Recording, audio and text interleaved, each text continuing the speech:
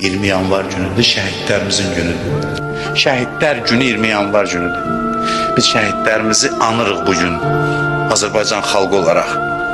Bəndəliyin zirvəsi şəhadətdir. Biləsiniz, Allah şəhidləri necə əzizləyir. Deyir ki, hamınız eşitmişsiniz ki, şəhid dünyaya gəlməyi arzulayan yeganə mömin dəstədir. Ancaq kafirlər dünyaya qayıtmaq istəyər ki, əməllərini düzəltsin. Möminlər istəməz. Allahın bəndələrinin içində dünyaya dönmək istəyən yeganə varlıqdır. Sual olunur, niyə?